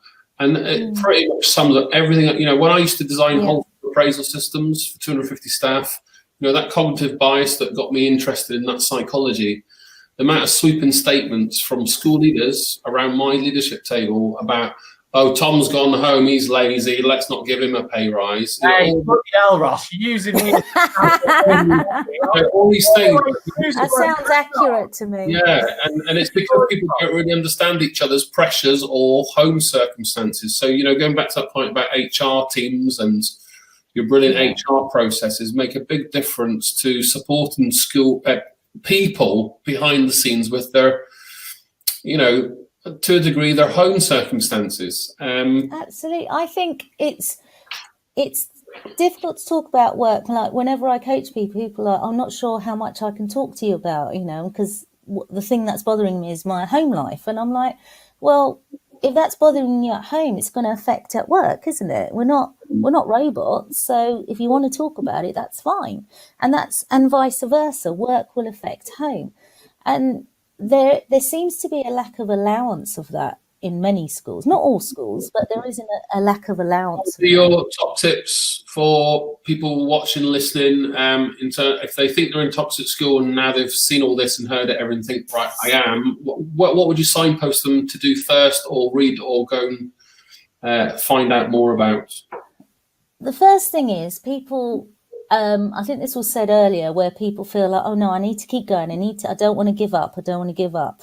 But you need to think about your value system and does it align with the schools? Yeah. And if your value system and the school's value system doesn't align, it's time to move on. Mm-hmm. So the first step is deciding to move on. It's a bit like the first step is of an alcoholic is deciding they are an alcoholic, you know, and then it's like what they're going to do next. And I think that first step is the hardest step, deciding, okay, it's time to move on, because it's not like teaching, it's not like other jobs, is it? Because you've got all these emotional attachments to staff and children and parents and all kinds of things. Barry Carpenter. Barry Carpenter's been appointed by the DfE as the UK's first mental health professor in education, and he's done a huge amount of work in SEN kids and premature kids, but a lot more with teachers and mental health. And he was taught, you know, it's a relationship-based profession. You know, and you get a lot of people on social media, I'm sure, that would argue that you don't need relationship place for kids to learn. And you know, that great Rita Pearson TED talk, you know, kids don't learn from people they don't like, all that type of stuff. You know, I think I joked at the start of the session, I don't learn when I'm in a bad mood, or I'm not going to listen to you if we're in an appraisal meeting if I don't like you or I don't believe in what you're saying. And some of the stuff Ben said earlier about that credibility and do I trust you and all those factors, quite significant. Put you on the spot, Mel. What's your definition of toxicity? Toxicity. I suppose it's like the word toxic, isn't it? I think of acid. I think of something that's going to burn you and sting you and affect you. And it's not something that you can just brush off. It's something that permeates under your skin and poisons you and poisons your attitude towards things. I mean, you can have bad days, but if you're in a toxic school, I mean, it's just even going into school is, I mean, I remember with that school, I used to drive up, sit in the car park, and for 2 minutes, set a timer on for 2 minutes and just breathe. I used to meditate because I thought, I've got to go in calm. I have to be calm, because I was already shaking. I was already in bit before I even walked in the school. How many years did you stick that school out feeling I like was 2 years, Yeah. you know, and half of that was being pregnant, you know, and I was determined that, okay, either, and at the beginning of September, I was like, either I get pregnant this year or I'm leaving, but either way, I'm gone at February. Because I thought life is too short for this. Yes. Life is way too short for this. Well, you know, I love my time in teaching and I miss the classroom deeply, but, you know, I'm working with teachers in another aspect, and my lens is wider now that there's a huge body of people supporting teachers from the outside. And in some sense, the industry would collapse without those people around us. But, you know, life gets in the way of any profession. There is a world outside teaching for people watching, you know, that are scared of leaving. I know mortgages and all those huge factors influence our decisions, and not all of us have that bravado to just take that leap. But I remember when I thought, right, that's it, it's time to do something different than teaching. You'll know Action Jackson, just the happiest man on the planet. When I called him on, when I called him on the phone, when I privately said to him, look, I'm going and I'm doing it, I'm leaving. He said, Ross, jump and spread your wings as you fall. And it's the best advice, and that resonated with me since. Where is amazing. Where is he for a cuddle right now? Yeah. It's so true. You know, I'd spent years in a special measures school, Jihadi John as an ex-student, 4 head teachers, brand new school building, recruitment crisis, special measures, ex-superhead, all Westminster school, tough environment. Building mark plan teacher staff night and day, working nuts hours, the whole Twitter world grabbing all these ideas, and then 5 inspectors came in and just put the school in special measures and destroyed the school. And you take it personally as a school leader, and just to see all these great teachers who chose to work in that tough school leave, and then the impact it has on the cost to the school, the local community, you know, my research, my PhD, looking at house prices and knife crime, all those things that then impact whether you get an outstanding or special measures.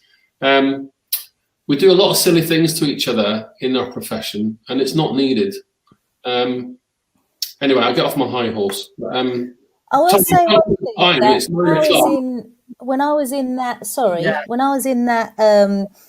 quandary, because I wanted to teach since I was 16, and I was now 42 or something, and I was like, what am I going to do? What I can't imagine not teaching, and you know, and this is before coaching was huge, and I knew I was getting into coaching, and I contacted Pete Sanderson, Lesson Toolbox, and I contacted him and said, oh, do you know any coaches? Because I think I'm having a professional crisis.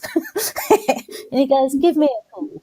And do you know what? That call was a pivotal moment in my life, because he asked me one question. If you were still where you are this time next year, how would you feel? And I said, I think I'm going to cry. And he goes, that's okay. If you need to go there, that's fine. And he's like, what if you're not there? How would that feel? And I just instantly, my body felt lighter. I'm sure Ben had that. I had that exact same moment. I had that phone call with Deborah Kidd, who you know on Twitter, on the journey home. We'd just been told special. I'd waited till 9 o'clock at night after 4 hours sleep, after 3 years of working in a really tough school, to be told that your special measures and, you know, the catalyst of academization and all that type of stuff, and seeing the head teacher be sacked. Just thought, that's it. I need to have an impact on teachers and influence people from another perspective in life. But Deborah Kidd was mine, and then Action Jackson. So everyone needs to find someone, and you know, we all, you know, family aside, we need to have a little army of people around us to give us that support in times of need and in times of joy. You know, so build up your friendships, folks. Tom, it's 9 o'clock. Yeah, we're going. We're going. You asked me questions. You and that. Well, it's a topic close to all our hearts. You know, there's 50 people still tuned. There'll be a lot of people watching. Yeah. I've been smoking a cigar the whole time. Yeah. It's a topic that needs to be talked about. It needs to be brought out under the carpet and laid to bed. Let's wrap it up. Ross, thanks so much. Mal, thanks so much. Ben, thanks so much. Thanks everybody for tuning in. Hi Ben. The recording for this webinar will be available for anybody who signs up. Ross. Sorry, I'm doing it for Helen. It's just like, you know, like at the end of like a really poignant moment, and then somebody just like, all right, I'll get out of it. Flyers in your face. It's like, cry, but here's a load of flyers. Thanks everybody. Every pound matters when you work solo. You all know that. And yeah, loads of comments. Thanks everybody in the comments making comments. Really amazing. And the recording's available. If you just click on the same link tonight, you'll get an email that will say the recording's been published. All the handouts will also be available within the recording, but also we'll put this on YouTube as well. Hopefully, Ross, maybe we can put it across all, maybe. Yeah, we'll have a look. We'll watch it back and see.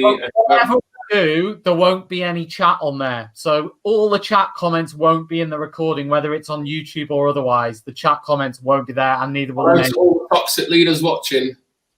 Bye, everyone. Oh, Ross is so funny. Bye, everyone. Bye. Bye.